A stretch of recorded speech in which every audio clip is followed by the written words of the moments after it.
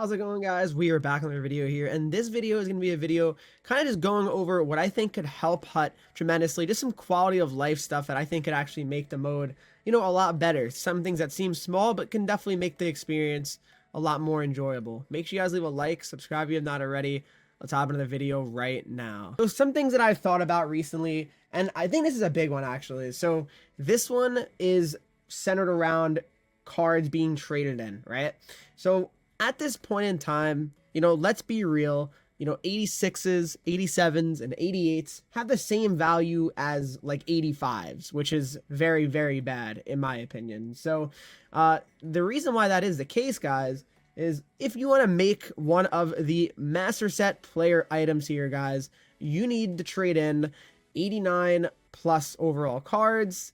And of course, to trade in those 89s, you need to trade in 87 plus cornerstone cards. And of course, to get those cards, you need to trade in 85 pluses. Now, here's the thing. I mean, if you have the 89s or whatever, that's great, for the final set. But to get the other cards, you got to trade in 85 pluses. And let's be real, 85s and 86s, what's the difference? It's the same value. You could have way more 87s and 85s, but guess what, guys? Those 87s have the same value as 85s, which to me is not a good thing. Now, if you're going to make it that way where, cards like 86s and 7s, they don't have a ton of value, what I think you could do here, right, if you want to kind of try to start making cards to get, say you need 89 overalls, right, or 90 for the next event, what I think they could do is add to the exchange set here. I feel like that's something they should definitely try to improve and update throughout the year. If you go to the player sets here,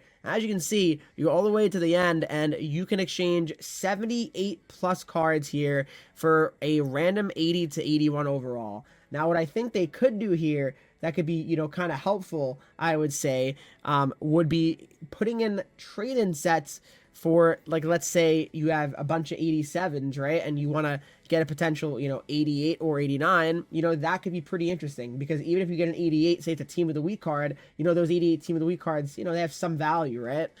That's something that I think is something they should definitely, consider. I just feel like it could make it a lot more useful having those other cards because right now if you pull an 86, 87 overall, you're not really caring. I mean, you're just not. The value's not there. It's the same, it's not a good thing where if you pull an 85 and an 88, it's the same thing. You know what I mean? It's just not a good way to run the market and not a way to run the game mode, in my opinion, right? So if you did that, you say you make it, I don't know, 2 87s and you get an 88 or 89, that's decent. That's decent. Even 3, I'd take those odds because again, it seems like 89s and maybe 90 will be the next trade-in sets for the next event, which we assume is going to be team of the season. But to me, that's something that I feel like should definitely be on the radar for them. But let's move on to the next quality of life thing that I think could be pretty helpful. This one might not be as important to you guys here. I think it's pretty nice, though, if you could. So obviously, every single week we have Team of the Week, right? So we get 6 new cards every single week. We also get, obviously, new Hut Gems cards. We get Cornerstone cards, Warp Speed cards. What I think could be pretty interesting. So basically, guys, if you see all these cards, the start of the month, the Team of the Weeks, right? And I think even with the Cornerstone cards, what I think they could do here, which should be interesting, just to try to label these cards on, when they came out, what types of weeks. So, for example, if you go to the collection, here's really what I'm talking about, is if you go to the Team of the Week collection, there is 156 cards here. Now, the new cards that came out, it can get a little bit confusing, right? So, for example, the 89s, right, that came out, without really remembering, I don't 100% remember all the 89s off the top of my head, right? What I think they could do to make it easier to sort through is if you have you see the little left trigger which says all, press that, and what if it said week 1 Team of the Weeks, week 2 Team of the Weeks, right? And then it would show up, in that fashion where you could actually kind of just cycle through and kind of, see the exact cards for each week. So you can kind of, just know which card obviously is new and what's not, and obviously to see, say last week's card, well, I can see what last week's cards were, right?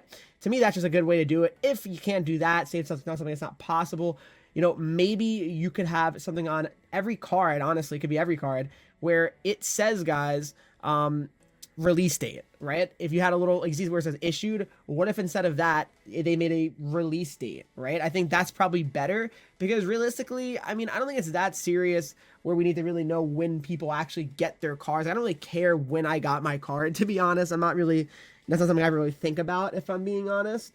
So that's just something I think could certainly be a nice little thing. Not something that's, oh my God, it's so important, but I could see it, being a little helpful ad here for all of us. Now, this is another thing that I'm going to bring up here where I think they should just kind of go back to how they used to do it. Now, what I'm talking about, guys, is sets. All right. Now we go to sets, and as you can see, these have timers, which, that's understandable. Stars of the month. Okay. Limited time.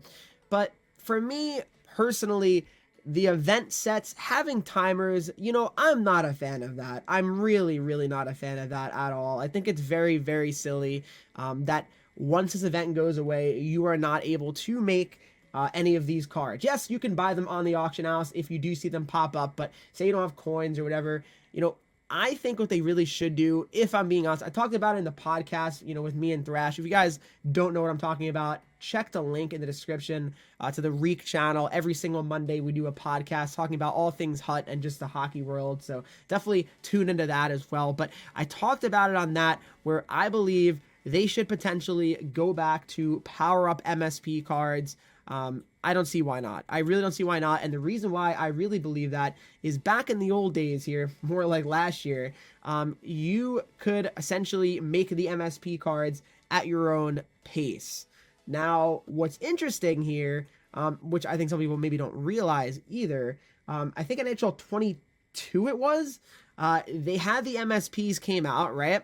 And it'd be limited time to make the cards, right? Actually, the collectible sets, I think it was limited, right? Limited time. And then once those events ended, the cost were higher to actually make them, right? Make the collectibles required to actually power up the items. Now, what I think is interesting is, say, you want to obviously keep them around, you can at least justify it and be like, hey, you're limited time to make these cards and it's cheaper, right? And that matters. It does. But if you're not able to make the card in that time frame, I don't see why you're not able to have the card out all year. I really don't. I think it's a very foolish thing that that you only have 14 days to make as many of these cards as you possibly can, because again, if you don't have all the stuff in your collection, yes, I understand you get a lot from wild card and moments, but what if you don't have the time to do all that? What if you don't have the time to do all the objectives? And that's another thing, the objectives are limited time. So if you cannot complete all of those objectives in that time and you don't have the stuff in your collection, you're simply going to miss out on potential cards that you really want to try out. Say I'm a big Mario Lemieux fan and I just cannot play Hut for the 2 weeks of this event. I have something going on, my cousin's getting married, you know what I mean? Like that's something that could happen. And obviously I personally think that you should always have the ability to make cards if you miss out. That's something that I think is something they should definitely look into. Last thing, this is obviously something they have to do probably more like an NHL 26, right? Because you can't really do anything now about it. But I think icons, for example, guys, I think you got to go back to the old way here where, they were just power-up icons, right? So it's funny because they are considered power-up icon cards, but they do not go up with new cards that get released of them, right? So as you can see, Dale Hawerchuk, guys, I mean, he goes to an 83 overall, Yari Curry, 83 overall, right? I personally believe that they should have kept powering these up throughout the year, each month like they did last year, and every other year, really, since they've had icons in Hut.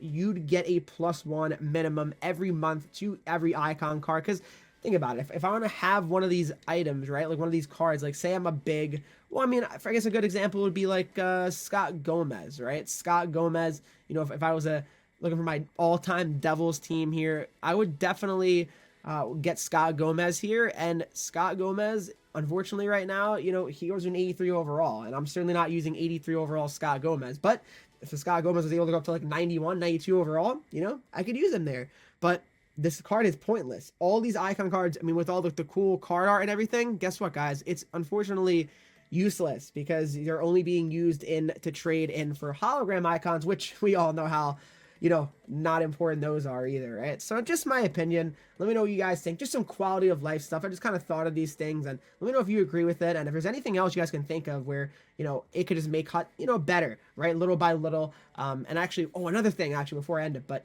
yeah, let me know what you guys think, of course, in the comment section down below here. I'm always just trying to make the game better. I'm not saying obviously I have all the power, but I can always toss this to EA's way, right? Just such as feedback, right? All that. But one last thing is maybe the auction house, guys. In FIFA, you're able to actually search by player name. So it'd be nice if I could actually just go to the auction house and search, player name, just type in Sidney Crosby, and all the Sidney Crosby cards pop up. That would be very nice and just more convenient. So let me know what you guys think about that one as well. But as always, guys, leave a like and subscribe, please. All right, guys, thanks so much for watching this video. If you did enjoy it, please make sure you leave a like, subscribe if not already. Follow me on Twitch, Henreek, Instagram, Twitter, TikTok, and you get 3 E's, and I'll see you guys all in the next video.